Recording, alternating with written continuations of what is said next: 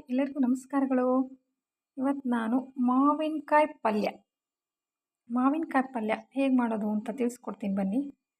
ಮಾವಿನಕಾಯಿ ಪಲ್ಯ ಮಾಡೋದಕ್ಕೆ ಒಂದು ಮಾವಿನಕಾಯಿ ತೊಗೊಳ್ಳಿ.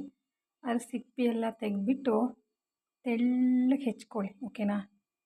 ಹೆಚ್ಕೊಂಡು ಒಂದು ಪಾತ್ರೆಯಲ್ಲಿ ಬೆಲ್ಲ, ಖಾರದ ಪುಡಿ, ಉಪ್ಪು ಹಾಕಿಬಿಟ್ಟು ಒಂದು 10 ಅಥವಾ 15 ನಿಮಿಷ ಚೆನ್ನಾಗಿ ಕುದಿಸ್ಬಿಟ್ರೆ ಈ ಥರ ಮಾವಿನಕಾಯಿ ಪಲ್ಯ ರೆಡಿಯಾಗುತ್ತೆ ನೋಡಿ. ತೆಳ್ಳಗೆ ಹೆಚ್ಚಿರೋದು ಕಾಣಿಸುತ್ತೆ ನೋಡಿ. ಮಾವಿನಕಾಯಿ ತಿರುಳು ಅಂತಾರೆ ಇದಕ್ಕೆ ನಮ್ಮ ಕಡೆ. ಇದನ್ನು ಬಾಯಲ್ಲೆಲ್ಲ ನೀರು ಬರ್ತಾಯಿತ್ತು. ಸಿಹಿಯ ಖಾರ ಮತ್ತು ಉಪ್ಪು ಹುಳಿ ಖಾರ ಸಿಹಿಯ ಸಖತ್ತಾಗಿರುತ್ತೆ ತಿಂದರೆ.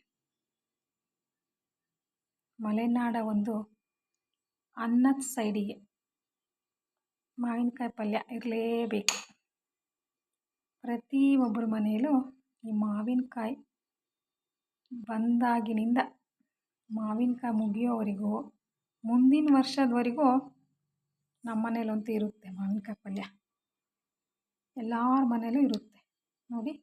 ಈ ಥರ ಈಸಿಯಾಗಿ ಮನೆಯಲ್ಲಿ ಸರಳವಾಗಿ ಮಾವಿನಕಾಯಿ ಪಲ್ಯ ಮಾಡಿಕೊಳ್ಳಿ, ಓಕೆನಾ. ಈ ಸರಳವಾದ ಈ ಮಾವಿನಕಾಯಿ ಪಲ್ಯ ನಿಮಗೆ ಇಷ್ಟ ಆಗಿದ್ದರೆ ಲೈಕ್ ಮಾಡಿ, ಶೇರ್ ಮಾಡಿ, ಸಬ್ಸ್ಕ್ರೈಬರ್ ಆಗಿ. ಓಕೆ, ಬಾಯ್.